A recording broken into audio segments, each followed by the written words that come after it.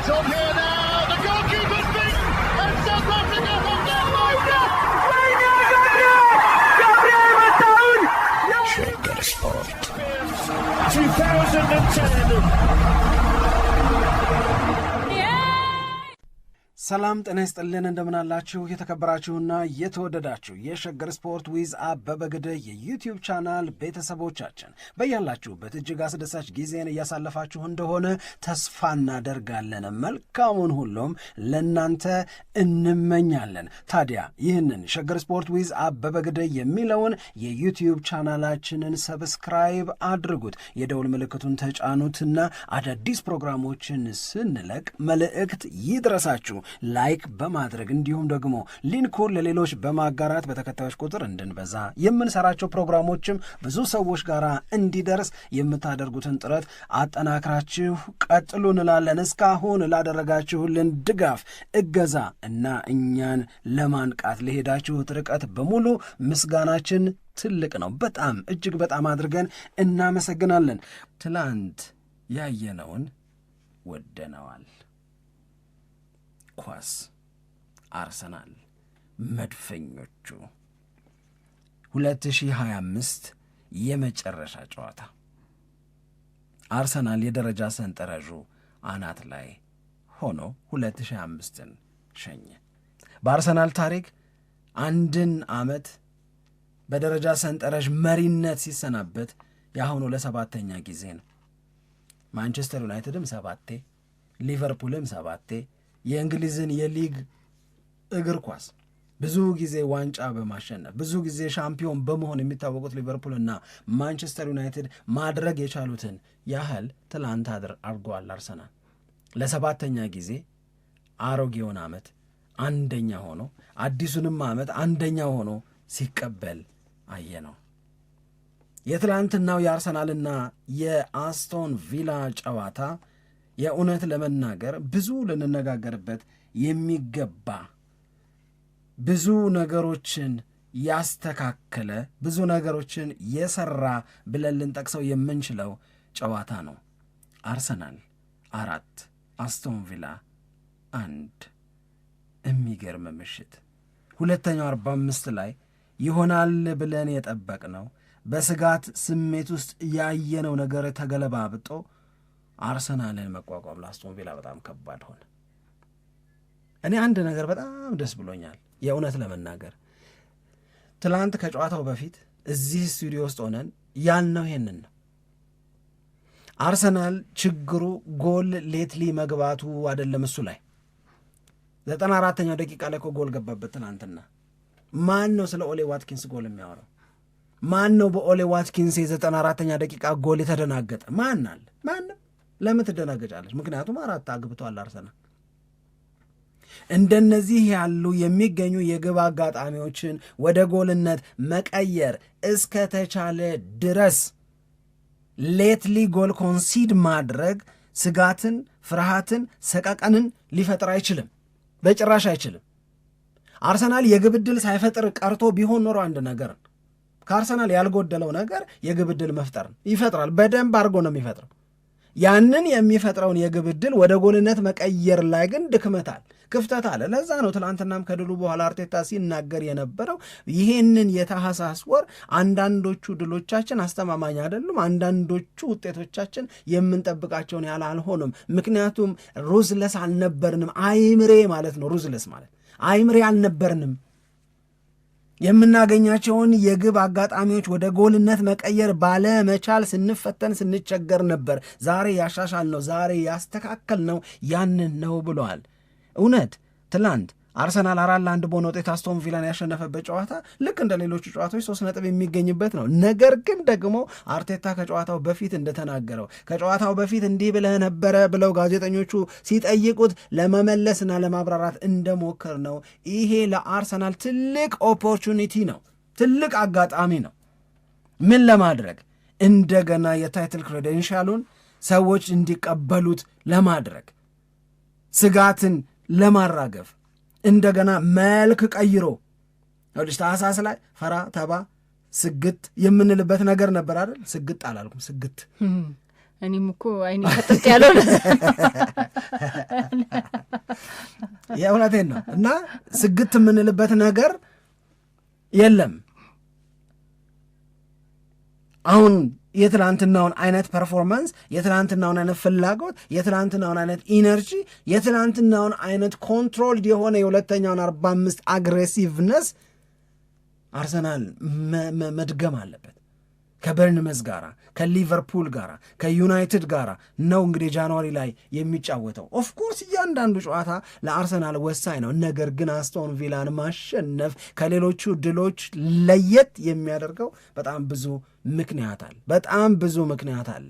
ምክንያቱም አሁንም እንደ ቀድሞ የአራዳ ልጆች የሚሉትን አስቶን ቪላ የአርሰናል ወጋሚው ነው። ዘንድሮም አሸነፈው። ባለፈውም የውድድር ዓመት 2023-24 ላይ አርሰናል በዋንጫ ፉክክሩ የነበረውን ተስፋ ካደበዘዙበት ክለቦች መካከል አንደኛው አስቶን ቪላን። የኦሌ ዋትኪንስን እነዛን ጎሎች ማንም የአርሰናል ደጋፊ ሊረሳ አይችልም። ቡካዮ ሳካ ወገቡን ይዞ አንገቱን ሲደፋ ኦሌ ዋትኪንስ ጎሉን ሲያስቆጥር እጅ ሲሰጡ በማንቸስተር ሲቲ ለተወሰደባቸው ብልጫ አስቶን ቪላ ሰበብ ሲሆን እነዚህን ሁሉ እናስታውሳለን። የዘንድሮም የዲሴምበር 6 ሽንፈት በተመሳሳይ የስሜት ስብራትን አርሰናል ላይ የፈጠረ ነው። ስለዚህ ምን አሉ አንዳንድ ሰዎች፣ የአርሰናል ጉልበተኛው ክለብ አስቶን ቪላ ነው አሉ። ስለደጋገመው ኡናይ ኤምሬ አርሰናልንና የአርሰናልን ፍላጎት በማክሸፍ ስማቸው የሚነሳ አሰልጣኝ ተብለው እኮ ተጠርተዋል። ልክ እኮ ነው። ይሄ 6 የገጠሙት 1 ያሸነፈ አርሰናል። ይሄ በጎ አይደለም። ይሄ ደስ የሚል ነገር አይደለም። ማንም ቢሆን የሚፈልገውም አይደለም። ግን ደግሞ እንዲህ ባለ ተግባራዊ መልስ መስጠት መቻል ግን የተለየ ነው። እኔ አይዶን ነው። በጨዋታው ዙሪያ በጣም ብዙ ነገሮች መነገር ያለባቸው ይመስለኛል። ያው እድለቢስም ነው አርሰናል፣ እድለኛም ነው። እድለቢስ ነው የምልሽ እኔ የጉዳቱ ነገር በጣም እንዴ አሉ ስትያቸው እንትን ሆነ እኮ ምናምን የሚባለው ነገር በጣም በዛ። አሁን የዴክላን ራይስ ትላንትና 2 hours before the kick off ነው አይደለም የተነገረው? ልክ ነው። እስቲ የሆነ ነገር በይ። በዛ ላይ ዴክላን ራይስ ነው ሰሞኑን እንዴት ምን ሰሞኑን ብቻ በአጠቃላይ በአርሰናል ጨዋታ ምን አይነት ትልቅ ተጽዕኖ ፈጣሪ ተጫዋች እንደሆነ እናውቃለን። እና ከእንደዚህ አይነት ትልቅ ጨዋታ በፊት እንዲህ አይነት የጉዳት ዜና መስማት ለአርሰናል ደጋፊዎችም ለአርሰናል ተጫዋቾችም ምንም የሚሰጠው ምቾት የለም፣ ምንም ጥርጥር የለውም። እንደገና ደግሞ ካስታወስን ከቼልሲ ጋር ጨዋታ ከማድረጉ በፊት አርሰናል እንዲሁ ሳሊባ ተጎዳ ተብሎ ከጨዋታው ውጪ የሆነበትን እና ትልልቅ በቃ ይሄ የሆነ መኖራቸው ሜዳ ላይ የሆነ አርሰናልን ግዝፈት ይሰጠዋል ተብሎ የሚታሰቡ ተጫዋቾች ገና ጨዋታው ሊጀመር የተወሰኑ ሰዓት ሲቀሩት እንዲህ አይነት የጉዳት ዜና ሲሰማ የሚፈጥረው ነገር አለ። ኢቭን ከብራይተን ጋራ ጁሪያን ቲምበር እኮ የለም፣ ካላፊዮሪ የለም። ምንድን ነው የሚሆነው ሲባል ራይት ባክ ላይ ዴክላን ራይስን ለማድረግ መገደድ እንዲህ ያለውን። በነገራችን ላይ በአምናና በዘንድሮ የውድድር ዓመት አርሰናል የነበሩበት አጠቃላይ የኢንጁሪ ብዛቶች 100 አልፈዋል። ይሄ በጣም የተለየ ቁጥር ነው። ማንም እንደዚህ አጋጥሞት አያውቅም። ይሄንን አይነት የጉዳት ጋጋታ በደንብ ተቋቁሞ ቶለሬት አድርጎ ሪዚሊያንት ሆኖ አርሰናል በደረጃ ሰንጠረዡ በ5 ነጥብ ልዩነት መምራት መቻል እንደ ትናንትናው አይነት ፐርፎርማንስ አሳይቶ ያለ ዋናው ተጫዋች ኦፍኮርስ የዴክላን ራይስ አለመኖር ከዚህ በፊትም አጋጥሞ ያውቃል። በ3 ጨዋታዎች ዴክላን ራይስ በሌለበት አርሰናል ተሸንፎ ያውቅም። ዴክላን ራይስ በሌለባቸው የቀደሙ 3 ጨዋታዎችም ለአርሰናል ውጤቱ የድል ነው። ትላንትና ጨዋታ ላይ ግን አለመኖር የጨዋታውን ክብደት ስታስበው በጣም ደግሞ ድንጋጤም ነበር በአርሰናል ደጋፊዎች ዘንድ። ጨዋታው ከመጀመሩ በፊት እንዳልከው ከ2 ሰዓት ምናምን በፊት ነው ይሄ ዜና የወጣውና ሶሻል ሚዲያ ላይ ቪዲዮ የሚሰሩ የአርሰናል ደጋፊዎች ነበሩ። ምንድን ነው ዘንድሮ ያጋጠመን ነገር የሚል። ምክንያቱም ዴክላን ራይስ ላይ ትልቅ እምነት የምጥልበት ተጫዋች ስለሆነ ነው። ግን እና ደግሞ የጨዋታው ክብደት የበለጠ ነገሩን እንዲጎላ ያደርገዋል። እና የመጀመሪያው 45 ላይ ካስተዋልክ ያን ያክል የሚያዝናና ጨዋታ አልነበረም። እና በቃ ድጋሚ የአርሰናልና የአስቶን ቪላ ጨዋታ ወይ ባቻ ውጤት ሊጠናቀቅ ነው። አይ በአስቶን ቪላ ፌቨር ነው እኔ እንኳን ያሰብኩት። ምክንያቱም እኔም እንደዛ አስቤያለሁ። ያሰብኩበት ዋነኛ ምክንያት ሰከንድ ሀፍ ላይ ነገሮችን የሚቀይረው በብዛት አስቶን ቪላ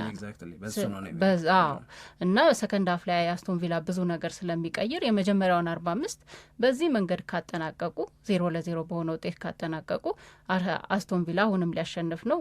የባሰ ውጤት ደግሞ ከመጣ ማለት የባሰ ማለቴ አስቶን ቪላ ካላሸነፈ የባሰ ውጤት የሚሆንበት ባቻ ውጤት ጨዋታው ሊጠናቀቅ ነው የሚል ሀሳብ እንድንይዝ አደረገን። ግን ነገሩ ተገላበጠ አይደል? የተገላበጠው የአስቶን ቪላን ጥንካሬ አርሰናል ወሰደ እንደገና በሁለተኛው 45 ላይ በተለያች የማጋሃሌሽ ጎል ሁሉ የማጋሃሌሽ የስሜት ራሱ እኔ አሁን ልክ ጨዋታው የመጀመሪያው 45 እንደ ሁለተኛው 45 ይሆናል የሚል ግምት ነው ነበር። ለዛ እኮ ነው ጨዋታው ካለቀ በኋላ ጋዜጠኞቹ በተደጋጋሚ ለአርቴታ ያነሱለት ጥያቄ ምንድነው ያልካቸው፣ ይሄ ፈርስት ሃፍ ብሬኩ ላይ ምንድነው ያወራችሁት? አሁን የመጀመሪያው 45 ላይ ምን ጠብቀው ነው? እኛም ትላንት ስናነሳ የነበረ ነው። በጣም የበቀል ስሜት ይዘው ያላቸውን ነገር ሁሉ ለመስጠት የሚታገሉበት ጨዋታ ነው ስላለን የመጀመሪያው 45 ላይ እንደዛ አይነት ጠንካራ እንቅስቃሴ ትገምታል እና ያንን የሁለተኛውን 45 እንቅስቃሴ ፈርስት ሃፍ ኤክስፔክት ያደረግነው እንደዛ ነው ያደረግነው። እኔ እንደዛ ነው ያሰብኩት፣ የተናገርነውም እንደዛ ነው የነበረው። ግን እንደዛ አልሆነም። የመጀመሪያው 45 እንደውም እኔ አላቅም ትንሽ የማሰልቸት ስሜት ሁላ ነበረው። እንደዚህ አይነት ስሜት ሁላ እንዲሰማኝ አድርጓል። ግን አርቴታ እንግዲህ በመልበሻ ቤት የሰራው ስራ ሁለትም ግን ተጫዋቾቹም አእምሯቸው ሙሉ ለሙሉ ተቀይሮ ነው የገቡት። በሁለተኛው 45 ወደ ሜዳ ሲገቡ ያ የአእምሮ ቅያሪ እኮ በአና አርቴታ ተጽዕኖ ነው። ገብቶሻል አይደለ? ይሄ ሞቲቬት ታደርጊያቸዋለሽ፣ ኢንስትራክሽን ሰጫቸዋለሽ። ያ ነገር በደንብ ነው የሰራው። በደንብ ነው የሰራው እያንዳንዱ ተጫዋች። ኢቭን ቡካዮ ሳካ የመጀመሪያው 45 ላይ ጥሩ አልነበረም። እንደውም የአርሰናል አብዛኛውን የማጥቃት ሂደት በትሮሳርድ በኩል ነበር ሲደረግ የነበረው እና ቡካዮ ሳካ ኳሶች ይበላሹበታል። ብዙ ኳሶችም ወደ ቡካዮ ሳካ አይመጡም። እሱም ያን ያክል የተረጋጋ አይነት ሙድ ውስጥ አልነበረም በመጀመሪያው 45 ላይ። ሁለተኛው 45 ላይ ግን እንዲህ አይነት ስሜት ይዞ የነበረው ተጫዋች ቡካዮ ሳካ ራሱ በጣም ተቀይሮ ጨዋታውን የጀመረበት እንደሆነ አስተውለናል። እንዳልነው ደግሞ የጋብርኤል ማጋሃሌሽ ጎል ሁሉንም ነገር የቀየረ ነው ብሎ ለመናገር የሚያስደፍር ይመስለኛል። እኔ ብዙ ነገር ነው የቀየረው። ምክንያቱም 48ኛው ደቂቃ ላይ እሱ ጎል አስቆጠረ። እስከ 78ኛው ደቂቃ ድረስ 4 ጎል፣ ሁሉንም ጎሎች ያየነው በሁለተኛው 45 ነው። አርሰናል እንደዚህ አይነት ባህሪ የለውም አይደል? በተወሰኑ ነበረው የሆነ ጊዜ ላይ በዘንድሮ ዘንድሮ ብዬ ላስተካክል። እሺ የስኮር ማርጅኑ እየጠበበ መጣ። ለምሳሌ ይኸውልሽ ሲከራከሩ ነበረ ስቱዲዮ ውስጥ የነበሩት እነ ኢያን ራይት እና ጂሚ ፍሎይድ ሃሰልባንክ መካከል ክርክር ነበረ። እንደዚህ ባለ በጣም በጠባብ ውጤት እያሸነፈ የእንግሊዝ ፕሪሚየር ሊግን ዋንጫ ማሸነፍ፣ ሻምፒዮን መሆን ከባድ ነው፣ አስተማማኝ ድሎች ሊኖሩት ይገባል ብሎ ጠየቀ። ኢያን ራይት ደግሞ የሚመልሰው ምንድን ነው? ከዛሬ ጀምሮ እስከ ውድድር ዓመቱ መጨረሻ ድረስ ሁሉንም ጨዋታዎች 1-0 አሸንፎ ዋንጫ ይብላ ችግር የለብኝም አለ። ሲከራከሩ ነበረ። አሁን አርሰናል በዘንድሮ የውድድር ዓመት እንዳልሽው ድሎቹን የበለጠ እንደ ትላንትናው ባለ መንገድ አስተማማኝ ከማድረግ አንጻር ውስንነት ነበረው፣ ገደብ ነበረው። አሁን ትላንትና ያደረገው ነገር ግን እኔ በእንትን ሀሳብ ስለምስማማ ነው፣ በጂሚ ፍሎይድ ሃሰልባንክ ሀሳብ ስለምስማማ ነው። ለምንድን ነው የምትስማማው ብትይኝ፣ አሁን ጥላቸው ይገፈፋል አለ። እመኑኛ ለቀጥሎ ከበርንመዝ ጋር በሚደረገው ጨዋታ አርሰናሎች ወደ ሜዳ ሲገቡ ይህንን የአስቶን ቪላውን ድል ስሜት አራግፈውት አይደለም የሚገቡት፣ በበለጠ የመቻል ስሜት፣ በበለጠ ራስን በማሳመንና ራስን በማበርታት ስሜት ነው ወደ ሜዳ የሚገቡት። እናም እንዲህ ያለው ስሜት ደግሞ በደንብ ይረዳላል። ከአልችልም ከአቃተኝ እና ከምነካኝ ስሜት ወጥተው ወደ መቻል ስሜት ስለተሸጋገሩ በትናንትናው የሚገርም ፐርፎርማንስና ድል አርሰናሎች ይህንን ማድረግ ይችላሉ ብሎ ነው እየተናገረ ያለው እና ይህንን በደንብ አምንበታለሁ ነው። ይችላሉ። አዎ ምንም ጥርጥር። እኔ እንኳን እንዲህ አይነት ባህሪ የለውም ብዬ ለመናገር ለማስረዳት የፈለግኩት ነገር ምንድን ነው፣ አንድ ጎል ካገባ በኋላ ወዲያው ተጨማሪ ጎል ለማስቆጠር የሚኖረው ፍላጎት ስፔሻሊ በዚህኛው የውድድር ዓመት ላይ ቶሎ ሁለተኛ ጎል ለማስቆጠር ቶሎ ሶስተኛ ጎል ለማስቆጠር ያን ያክል አይደለም። እንደዚህ አይነት ፍላጎቶቻቸውን ብዙ እኮ አላየንም። እንደውም በጣም የሚወቀሰው ጎል ካገባ በኋላ ያችን ለማስጠበቅ የሚወስዳቸው ውሳኔዎች በአርቴታም በኩል በተጫዋቾቹም በኩል ውጤታቸውን እንዲያጡ ያደርጋቸዋል ተብሎ ነው። ግን ትላንትና በ30 ደቂቃ ውስጥ ነው 4ቱን ጎሎች ማስቆጠር የቻሉ። ቶሎ ነበር እንደገና ጎል ካስቆጠሩም በኋላ ሁለተኛው ሶስተኛ ለማስቆጠር ከሶስተኛው በኋላ አራተኛ የበቃኝ ስሜት የለም። ተጨማሪ ነገሮች እንደገና ገብርኤል ኢየሱስም 78ኛው ደቂቃ ላይ ካስቆጠረ በኋላ ሌላ ጎል ለማስቆጠር ትግል ነበር የሚያደርጉት እና ይሄ በጣም መቀጠል ያለበት ነገር ነው። እንዳልነው ደግሞ ለሚቀጥለው ጨዋታ በጣም ትልቅ ስንቅ ይሆናል። አሁን ከበርንመዝ ጋር አይደለም የሚጫወቱት። በርንመዝ ላይ ጎል ማስቆጠር ከባድ አይደለም፣ እንዳየነው ከሆነ ጎል ያስቆጥርብሃል እንጂ ጎል ማስቆጠር በርንመዝ ላይ ከባድ አይደለም። ስለዚህ ይህኛውን ስሜት ይዞ ቀጥሎ የሚቀጥለው ጨዋታም ላይ ያንን ለማድረግ በጣም ትልቅ ስንቅ ይሆናቸዋል ተብሎ ነው የሚጠበቀው። ግን የተለየ የሞራል ጥንካሬ፣ የተለየ የማሸነፍ ፍላጎት እና የተለየ ራስን የማሳየት ነገር እንደነበረው ግን ጨዋታው ላይ በደንብ አይተናል። እኔ በሁለት ፋክተሮች ናቸው የሚታዩኝ። አንደኛው አሁን ያልሻቸው ነገሮች በሙሉ በደንብ አድርገሽ ነው ያስቀመጥሽው፣ ትክክል ነው፣ ሁላችንም የምንስማማበት ነው። ይህንን ግን በእያንዳንዱ ጨዋታ ላይ አተነዋል ብዬ ግን አላስብም። እኔ የአርሰናል ችግሩ የነበረው በተደጋጋሚ የግብ ክልል ላይ የመድረስ ፍላጎት ማጣት ሳይሆን ግብ ክልል ከደረሰ በኋላ የሚያደርገውን አለማወቅ ነው። የሚፈጥሯቸውን የግብ ዕድሎች ወደ ጎልነት መቀየር አለመቻል ነው። ለምሳሌ ብራይተን ላይ 1 ጎል አገቡ፣ ብራይተን ላይ ደገሙ። ከዛ በኋላም እኮ በጣም የሚገራርሙ ኳሶችን እኮ ፈጥረዋል። የግብ ዕድሎች ነበሩ። 3 ማድረግ የሚቻልበት 4፣ 5 ማድረግ የሚቻልበት ዕድል ነበረ። ነገር ግን የሚስቷቸው ጋብርኤል ማርቲኔሊ የሚስቱት የነበረው ኳስ፣ ኢቨን ሄሱስ የሚስተው የነበረው ኳስ፣ የኮሬሽ የሚስተው የነበረው ኳስ፣ እነዚህ ሁሉ ተጫዋቾች እነዛን አጋጣሚዎች በትላንትናው የኤፊሸንሲ መጠን ኢቨን ትላንትናም እኮ አሁንም ከኤክሲጂ አንጻር ስትመለከችው ኤክሲጂውን የበለጠ ነው። የአርሰናል ኤክሲጂ ከአጠቃላይ ጨዋታው 2.6 ነው። አርሰናል ስንት አገባ? 4 ከሚጠበቀው በላይ አግብቷል። ጎል ይሆናሉ ያላልናቸውንም ኳሶች ጭምር አግብተሃል ማለት ነው። ከኤክሲጂው በላይ ከሆንሽ ኤክሲጂው 2.6 ነው። ስለዚህ አሁን የትሮሳርድ ጎል ባይገባም እንዴት ይስታል የምትይው አይደለም፣ እንዴት ይስታል የሚያስብለው ነው ኤክሲጂ ማለት። እንደ ዮኮሬሽ ማለት ነው ኤክሲጂ ማለት፣ ወይም ማርቲኔሊ እንደዛቀው አይነት ማለት ነው ባለፈው ጨዋታ ላይ እንጂ እኔ እንደዚህ ነው መሆን ያለበት። በቃ አርሰናል እንደዚህ እንዲሆን ነው አርሰናልን የአርሰናል ደጋፊዎች የሚጠብቁት የሚለውን ማንሳት አለብን እና የዴክላን ራይስ አለመኖርን እኔ እንጃ እኔ ትላንትና ያንን የዙቢሜንዲን ቴስት እንደገና ፊል አረግ ነው የኦሪጋርድን አሁን ቅድም ያልኩሽ ሰዓት ለሌሊት ላይ የተሰራው ፕሮግራማችን ላይ ስለ እንትና ነው የምናወራ የነበረው ማጋሌሽ ኦፍኮርስ ሂ ዋዝ ማን ኦፍ ዘ ማች ይገባዋል። እኔ እንጃ ይሄ በኖረኝ የምትይው ወንድም አለ አይደል? ማንም የማይነካሽ እሱ ሲኖር መከታ የሚባለው የማጋሌሽ ትናት እየተባለሽ ማንም የማይነካሽ እግዚአብሔር እውነቴን ነው የሚልሽ አለ። እንደዛ አይነት ሰው ነው ማጋሌሽ ማለት ለእኔ የፈጠረብኝ ስሜት። ስህተት እኮ ሰርቷል። ለምሳሌ የሆነ አንድ ሮንግ ፓስ ነበረው፣ የተበላሸ ፓስ ነበረው፣ አደጋ ኢንቫይት አድርገዋል። ግን ሂዝ ሁማን አፍተር ምንም ችግር የለውም እንደዛ ማድረጉ። ግን እንጃ እኔ በቅድሙ ርዕሳችን ላይ እንዳልነው ለእኔ ብዙ ነው ይሄ ልጅ። አንድ ሰው አይደል፣ እውነት ለምናገር አንድ ሰው በተከላካይነቱ ጎበዝ ተከላካይ፣ ምርጥ ተከላካይ ምናምን ልትዩ ትችላለች። ግን ጎበዝ ተከላካይ ነው። አርሰናል ሚስ አርጎት ከሆነም ሚስ የሚያደርገው የመከላከል ኳሊቲውን ብቻ አይደለም፣ ከቆሙ ኳሶች ጎል የማስቆጠርንም ነገር ነው ምናምን ስንል ነበር አይደል? ጎል አገባ፣ አይናቸውን ገለጠ። ተጨማሪ ጎሎችን የማስቆጠር ስሜታቸው ከፍ እንዲል ሁለተኛው 45 ላይ መድፈኞቹ ይዘውት የመጡትን ስንቅ መኖር የጀመረው ማጋሌሽ ነው። በቃ ይረብሻል እዛ ጋር ዝም ብሎ ፕሬዘንሱ ከመከላከሉ በላይ ነው የምነግርሽ። የማዕዘን ምት ሲገኝ የሚረብሸው ነገር ትልቁ ተጽዕኖ እሱ ነው። ከዛ ደግሞ መሪ ነው። ከዛ ደግሞ ከፈለገ በብሽሽቅም ከመጣሽ አብሻቂ ነው። ጨዋታው ካለቀ በኋላ አይተሽዋል። አይቼዋለሁ። የኦናናን ሪፕሊኬት ሲያደርግ አይቼዋለሁ። ኦናና እኔ ኦናና አክሽን ተመችቶኝ ነበረ። ደስ ይላል። ቼልሲን 2-1 ካሸነፉ በኋላ 3 ጣቱን አሳየና የተጫዋቹ ኪስ ውስጥ ከተተና ቆለፈው 3 ነጥባችንን በኪሳችን አድርገናል ነው። እና የአርሰናል ደጋፊዎች ጠይቀዋል። ማንን ጠይቀዋል? ማጋሌሽን ጠይቀውታል።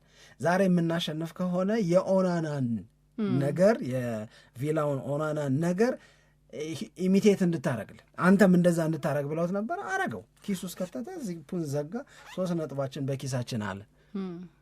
ከሃላንድ ጋር የገባበት ሰጣ ገባል አይደል? ይሄ ከዮኮሬሽ ጋር ራሱ ሲጫወቱት እዚህ ላለ ሻምፒየንስ ሊግ ላይ የእሱን ለማስመሰል እኮ ይሞክራል ማለት በቃ የሚሽኮረመም ሰው አይደለም ማጋሌሽ፣ የሚሽኮረመም ሰው አይደለም። እና አንዳንዴ ስታቶቹንም ደግሞ ስትመለከቺ ሳሊባና ማጋሌሽ አብረው ሲሆኑ አርሰናል ለካ ጎል አይገባበትም። አይገርምም? እሱ 77ኛው ደቂቃ ላይ ተቀይሮ ወጣ። ድንጋጤ እኮ ተፈጥሯል። ደግሞ የተጎዳ ይመስል ነበር። ምን ሆነ ደግሞ ምናምን ተብሎ ነበረ። ግን ምንም ለጥንቃቄ ነው እንጂ የከፋ ነገር ምንም ነገር የለም። በቃ 3 ነጥባችን በኪሳችን አሉ። ምንም ልጁ ቢያርፍና ከበርንመዝ ጋር ደግሞ ቢዘጋጅ ምንም ችግር የለም በሚል ነው እንጂ ምንም ስለሆነ አይደለም። ስለዚህ እኔ በቃ በደንብ የታረመው አሁን በትላንትናው ጨዋታ ላይ አንድ ጎል ካዳነ በኋላ ካጸዳ በኋላ የነበረውን ሪያክሽን አይተዋል። ጎል አግብቶ እንኳን አንዳንድ ተጫዋቾች እንደዛ አይነት የደስታ ስሜት ውስጥ አጠገቡ ብትሆኛ አይጋባብሽም እኮ እሱን ነው ላለመፍዘዝ ምክንያት አይሆንሽም። በጣም ለዛ ነው ይሄ ነው ፕሬዘንስ የሚያስፈልገው። በዙሪያሽ የምትፈልጊው ወንድም አለ አይደል ጉልቤ ማያስደፍር። እውነቴን እኮ ነው የምልሽ። እንደዛ አይነት ስሜት ነው የሚፈጥረው ማጋሌሽ። አይ ቲንክ ኢዝ ኤቭሪቲንግ ለአርሰናል በጣም ብዙ ነገር ማለት በጣም በቃ አርሰናል የተሟላ የሚሆነው ገብርኤል ማጋሌሽ ሲኖር ነው። ግን በመከላከሉ አይደል እኔ በመከላከል ብቻ ውጪ ያለውን አትሪቢዩሽን ነው የምወድለት። ትላንትም እኮ የምንናገረው የመሪነቱን ከዛ ጨዋታ ላይ ደግሞ የሚፈጥረው ስሜት እንደገና ጎል ማግባቱ። እስቲ አንቺ ራስሽን ዴቪድ ራያ ብለሽ አስቢ። ያንን ኳስ አሁን ክሊር እንዳደረገ ያንን ስሜት ሲያንጸባርቅ ያ ስሜት አይጋባብሽም እንዴ? ወኔ አትላበሽም እንዴ? በቃ ዛ ሴት እሱ ነው ያንን እያደረገ ያለው። ሁለተኛ ኦዴጋርድ እንዲያው አስቸግረ ነው እንጂ አፋችንን አዘግቶናል። እውነቴን ነው። አሁንም የአርሰናል ደጋፊዎች እረፉ ነው የምለው እኔ። እዚህ ያሉትንም አይደለም በእንግሊዝኛም ልለው እችላለሁ። እረፉ እያጉረመረሙ ነበር ብለው ጻፉ። ቢቢሲም እዛ ውስጥ የነበሩት የኤሚሬትስ የነበሩት ሰዎች ኦዲጋርድን ሲተቹ ነበር። ያዘገየዋል፣ ኳሱን ሊያዘገየው ይችላል፣ ግን ልጁ የሚገርም የእግር ኳስ አእምሮ ያለው ሰው በእውነት አሁን ለዙቢሜንዲ ኳሱን የሰጠበት የአርሰናልን ፕሬሲንግ ኦርጋናይዝ የሚያደርግበት የሚያደራጅ እንትን የሚልበት የሚያነቃቃበት ፕሬሲንጉን የሚመራበት በቃ ይሄንን ኦዲጋርድ ነው አርሰናል የናፈቀው። ገባሽ ምልሽ? ባለፈው ጎል አገባ። ትላንትናም ከማጋሌሽ ቀጥሎ ኦዲጋርድ እኔ እንደውም ኦዲጋርድ ሁሉ በጣም የተሻለ ነገር አሳይቷል። ውይ በጣም ጥሩ ቦክስ ቱ ቦክስ ነበር ሲጫወት የነበረው ትላንትና። በዛ ላይ በጣም ትልቅ ፍላጎት ነበረው ይህ መሪነቱን የማሳየት በጨዋታው ላይ አሸንፎ ለመውጣት አርሰናል የሚያደርገውን ጥረት ትልቁን ኃላፊነት በመውሰድ ረገድ ማርቲን ኦዴጋርድ ትላንትና የሚገርም ነገር ነው ያሳየው። እኔ በጣም አሁን ለምሳሌ እኔ ባለፈው ትንሽ እንደዚህ አይነት ነገር እኮ ያጋጥማል። ለምሳሌ ትላንት ቅድም ያልኩሽን ስህተት ማጋሌሽ ሲሰራ ቪላ እኮ ሊያገባ ይችላል። እንደዚህ አይነት ስህተትን እየቆጠርሽ የምታማረሪ እንደዚህ አይነት ስህተቶችን እየቆጠርሽ ልጆቹን የምትራገሚ ከሆነ ትክክል አይደለም። ኦዴጋርድን አምበልነቱን መንጠቅ ነው ምናምን ሲባል የነበረው ትንሽ ፎርሙን ሉዝ ሲያደርግ ምናምን ነው። ግን ዘ ራይት ፐርሰን ለአርሰናል የእውነት በጣም የሚደንቅ ነው። ሌላው ቅድም ብዬዋለሁ፣ ሜሪኖ እድለኛ ነው። አመለጠ፣ በደንብ ነው ያመለጠ። በደንብ መጀመሪያም ግን አሰላለፉ ላይ አንዳንድ ጥያቄ ነበር የሜሪኖ ጉዳይ ከተነሳ። አሁን አርሰናል ስላሸነፈ ከዛ በኋላ ኢሹ አልሆነም እንጂ ከሜሪኖ ይልቅ ለምን ኢዜን አርቴታ አይጠቀምም? ልክ ነው ያደረገው። እኔም መጀመሪያም እኔ ሜሪኖ ዴክላን ራይስ ጎሎ ኢዜን እንዴት እንደዚህ አይነት ጥያቄዎች ነበሩ። አንደኛ ኢዜ ጥሩ አይደለም። እውነት እንነጋገር ካልን ኢዜ ከቪላ ጋር ያለው ሪካርድ ጥሩ ነው እንጂ ሪሰንት ጌሞችን አይተሽ ከሆነ ኢዜ ጥሩ አይደለም። ሁለተኛ ሜሪኖ ምንም አላጎደለም። እውነት ለመናገር ይህንን የሜሪኖን ዙቢሜንዲንና ኦዲጋርድን ጥምረት ዴክላን ራይስ በሌለበት በቃ እኔ እሱን ብቻ ነው ላስብ የምችለው። ዙቢሜንዲ በጣም ኮምፎርተብል ሆነ። የአህያውን ስራ ይሰራለታል። ይሄ መረብንም ችግር አልነበረበትም። እንደውም መጥፎ የሚሆነው ዴክላን ራይስን እና እሱን አንድ ላይ ሲያደርግ ነው እንጂ ራይስ በሌለበት ሜሪኖማ ፐርፌክት ቾይስ ለእኔ በደንብ የተስማማ ምርጫ ነው ብዬ ነው ማስበው። ደግሞም ስራውን ሰርተዋል። ግን እድለኛ ነው በቀይ ካርድ አለመውጣት። መጨረሻ ላይ ምን ሆነ?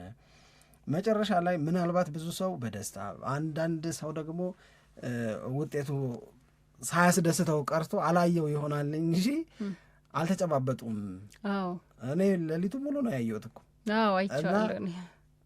ተጠየቁ ኡናይ ኤምሬ ምን ነው ያሸነፈውን አሰልጣኝ አርቴታን ሰላም ሳትል ዝም ብለህ ተወሩረህ ገባህ?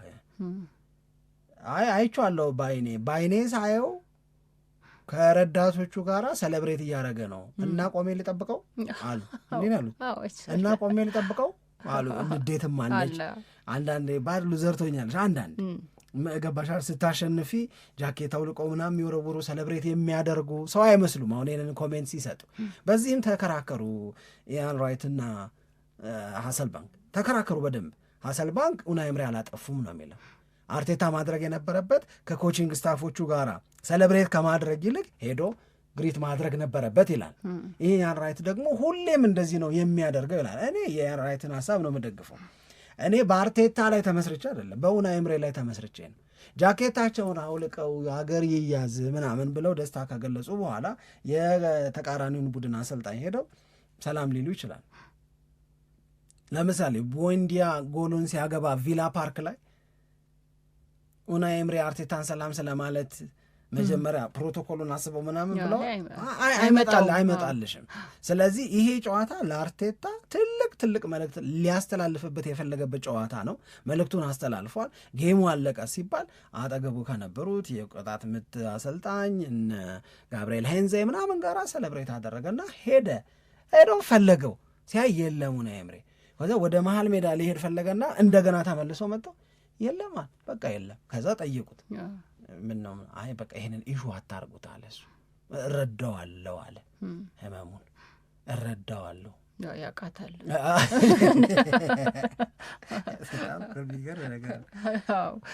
አይ እውነት ነው። ግን በደንብ ትኩረት የሚስብ ነበር። የአርቴታ ራሱ አየት ብቻ አድርጎ አይደለም የሄደው ቆሞ ነው ፈለገ እንደገና ድጋሜ ቆሞ ፈለገ። ከዛ በኋላ ወደ ተጫዋቾቹ ሄዶ ተጫዋቾቹን ሰላም ወደ ማለት የገባው እና ትልቅ ደግሞ ትኩረት ይወስዳል። በእርግጥ ትላንትና ምሽት ለኡናይ ኤምሬ ጥሩ ምሽት አይደለም። ከፐርፎርማንስ አንጻር ብቻ ሳይሆን ዋና የሚባሉ ተጫዋቾቻቸውም አልነበሩም እኮ እንደነ ማቲካሽ አይነት በ5 ቢጫ ካማራም የለም። እንደገና ደግሞ ብዙ ሰዎች የገብርኤል ማጋሌሽን ጎል በተመለከተ አስተያየት ሲሰጡ የኦናና መውጣት ነው ገብርኤል ማጋሌሽ ያው እንደዛ አይነት ነጻነት እንዲያገኝ ያደረገው ብለው እኔ በሱ ሐሳብ አልስማማም። በረኛውን ነክቶታልና እንደ ፋውል ይቆጠርልን የሚለውንም የኡናይ ኤምሬን ሐሳብ እኔ አልስማማም። መወቀስ አለበት ብዬ የምለው እኔ ኤሚሊያኖ ማርቲኔዝ ነው። ኤሚሊያኖ ማርቲኔዝ ማጋሌሽ ላይ እና ማጋሌሽ የሚያደርገው ነገር ላይ ትኩረት ማድረግ አልነበረበትም። ኳሱን ሲመታው ሳካ የማዕዘን ምቱ ሲመታ አየር ላይ የመጣች ያለችዋን ኳስ ነው እንዴት ላድናት ፓንች ለማድረግ አይሞክርም። ምንድን ነው እንደዚህ አይነት አቀላለብ? አሁን ከኤሚሊያኖ ማርቲኔዝ የምጠብቀው አይደለም። ሂዝ ዋን ኦፍ ዘ ቤስት ጎል ኪፐርስ ምንም ጥያቄ የለው። ግን እኔ አይ ቲንክ ከሊድስ ጋራ በነበረው ጨዋታ በቀደመው ፕሮግራምም ላይ አንስተነዋል። ተመሳሳይ የአየር ላይ ኳሶችን በተመለከተ ይሄ ልጅ አስተያየት ሲሰጥበት ነበር ስህተት ሰርቶ። ከበርንሌ ጋራ በነበረ የጥቅምት ጨዋታም ላይ እንደዛው ነው። የዛ ተቀጽላ አድርጌ ነው የምወስደው ነው። ከዛ በኋላ ግን የማጋሌሽን ኢፌክት ለመቀነስ ቅድም እንዳልሽው ማንን አስቀመጡ? በማርቲኔዝ እና በማጋሌሽ መካከል ተሊማንስን አቆሙት። ማዕዘን ምት ሲመታ ማለት ነው። እና አይ ቲንክ ብሌሙ መውሰድ ያለበት ኤሚሊያኖ ማርቲኔዝ በእኔ አረዳድ። ከዛ ውጪ አንድ የሆነች መጨመር የፈለግኩት ገብርኤል ኢየሱስ አንድ ሁለት ጥያቄ ልጠይቅ።